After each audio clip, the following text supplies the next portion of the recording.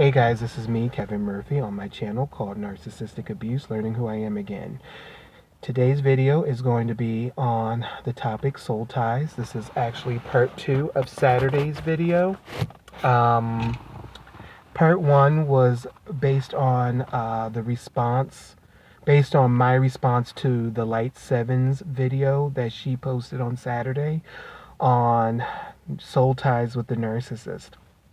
And so, part 1 basically talked about her video and my experience with soul ties in my own life, but I'd never talked about what soul ties was, and given the definition of what a soul tie is in a relationship and how soul ties are formed and who they're normally formed with, and so on and so forth. So this video is going to talk about the definition of soul ties and how they are formed in narcissistic relationships or toxic relationships, needy relationships, and those kind of relationships.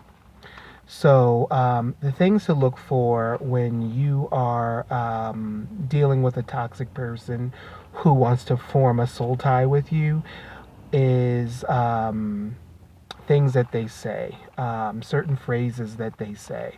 So a needy person, whether it's a narcissist or a codependent, will come and this is part of the love bombing, but it's a little bit more intense than love bombing. What they will do is say things like, you're the only person that understands me. I don't want you to go anywhere. Please don't leave. Please don't go anywhere. And soul ties they don't promote responsibility. They don't promote individualism. They promote dependency. They promote oneness, enmeshment, and things of that nature. And a lot of us narcissistic abuse survivors confuse soul ties with love, and we feel that if we are together with this person and we start connecting with them on a level that is toxic or very, very enmeshed or very, very close, that means they really, really, really love us and they really, really care about us. If they tell us that that they love us on the spot, and they tell us that we are awesome on the spot, and that we're their best friend, right from the gate, that means that they love us and that we feel special, especially when we've been starved out and things like that. And people who have grown up in narcissistic abuse households and grown up with parents who have been who are narcissists, we tend to we tend to fall right into that category of being either the codependent or being someone who is needy and wanting that sense of validation and that sense of security. And it's a false sense of security, because as an adult, I don't care if your spouse is the most dependable person out there, or your boyfriend or your girl is the most dependable person on there, or she might be fly, she might be, you might be able to depend on her for everything. She might be the type A type who will drop everything she's doing for you. But it is not healthy to depend on a person, solely depend on a person like that. It is your responsibility as an adult to hold your own in a relationship. The purpose of being in a relationship is to bring your best and that other person to bring their best. And together, it's something beautiful. It's something wonderful. When you have soul ties It's you're half of a person and they're half of a person, and together it becomes a mess because you're not whole and they're not whole. And soul ties is pretty much like you feel like you can't do anything without that person being present. You can't go to the mall without that person. You can't go shopping without that person. You can't make simple decisions, or what am I going to have for dinner? You get on the phone and you call Johnny or Samantha or whoever the person you're unhealthily connected with, and you start to make these, it's just crazy. And an unhealthy person confuses that with love, and they say, well, he loves me and she cares about me and she wants what's best for me, and it's that's not love. It's dependency. It's toxic. And these kind of relationships happen in friendships, they happen within the family, they can happen in girlfriend boyfriend relationships, they can even happen in a marriage. And it is incredibly important to have, a life outside of your spouse, outside of your girlfriend or your boyfriend, outside of your brother, your sister, or whomever the person is in your life. And I'm not saying that you can't be close to these people. I'm not saying that you can't have a really close relationship with them, but you have to have boundaries when you are in relationships with anyone. And even with your spouse, like, it's important to have an outlet. It's important to have other friendships in your life, other people in your life that you can grow with, other people in your life that you can do life with, that you can really, have fun with, and and things like that. So soul ties is just, it it it it keeps you ingrown. It keeps you in this place of despair. And this is where the codependent narcissistic dance comes in, because there's a soul tie there. There's something that's holding that codependent and that narcissist together. And it's the soul tie, because the codependent feels a sense of false security with that narcissist, because the narcissist comes across very confident, they come across very charming, very put together, where the codependent is a mess and they feel like, oh, I'm nothing without you. Please don't leave me. Please don't go anywhere. I need you. I need you. I need you. I need you. And it's just it makes the codependent look pathetic. And I'm I'm speaking from my own experience. I mean, there's things that I've done in relationships with other narcs in my life where I have behaved in ways like that, where I would text people, narcs, ex narcs in my life, and be like, I hope you don't go anywhere. I hope you don't do this or you don't do that and whatever. And your whole world and your whole life is revolved around that narcissist.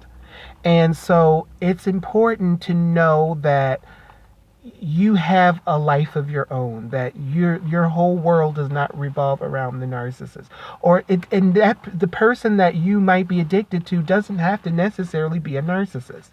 But 9 times out of 10 they are, because a normal person has boundaries. A normal person will not let you cling on to them like that. A person who is healthy and that has healthy boundaries would not put up with anything like that. But a narcissist does, because one, it gives them a form of narcissistic supply. Number two, it strokes their ego, which is part of the narcissistic supply. And number three, that narcissist needs you to be dependent on them, so that way the narcissist can always control you. So when you start to see that, or wake up to the fact that the narcissist is a jackass and they are mistreating you and doing things that you don't necessarily agree with, then the narcissist can discard you, or that narcissist has full-fledged control over you.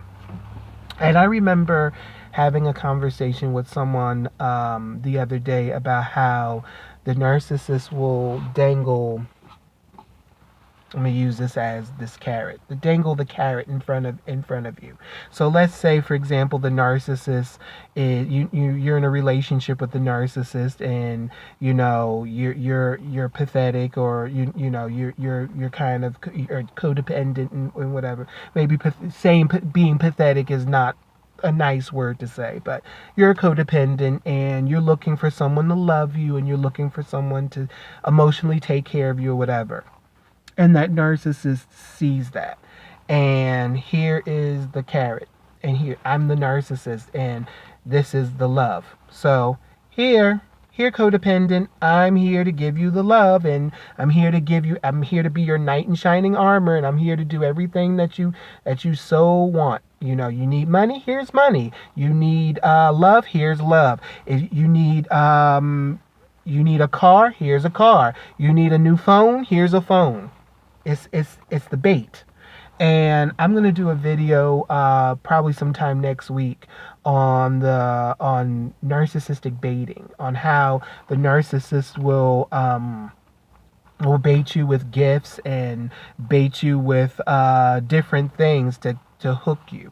And that's normally done in the love bombing stage. But this when you have a narcissist willing to give you whatever you want and dangle that carrot in front of you, and you're starved out and you need that person to validate you and to give you a sense of self, and so on and so forth, you're under their control, and that's what they want. A narcissist is never generous because they want to be generous.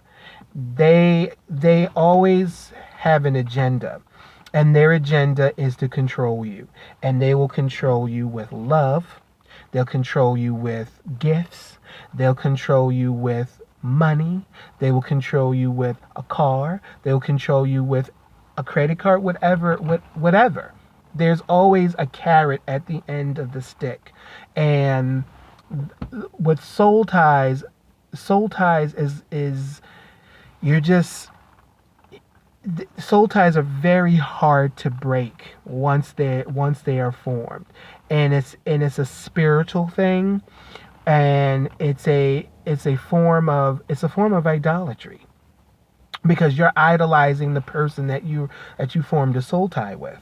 And again, I make sure I'm really clear with this. I'm not saying that there's anything wrong with having healthy, strong, close relationships with people. I feel that it's important to have healthy, close relationships with other people, but it's not healthy to form soul ties with them in ways where you are forgetting who you are, and you're devoting all your attention, all your energy to just this one person. And you stop devoting any attention to God. You stop devoting any attention to other people in your life, or or even to yourself.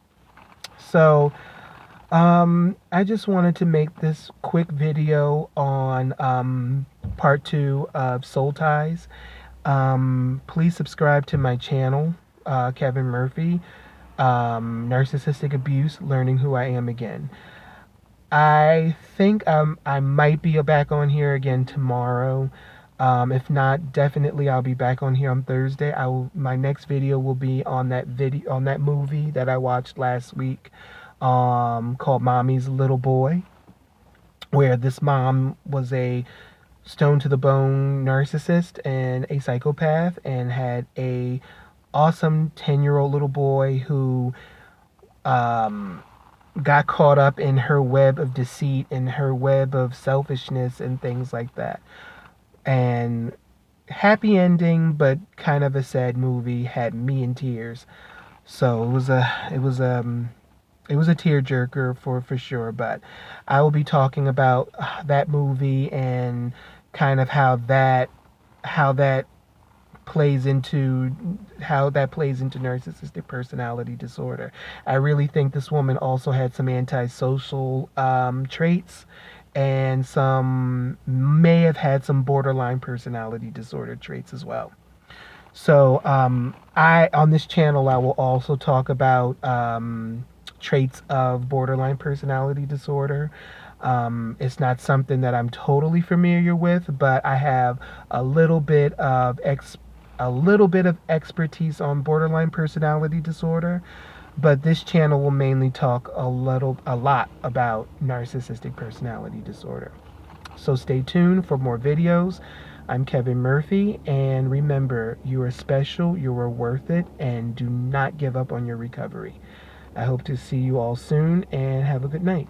Bye.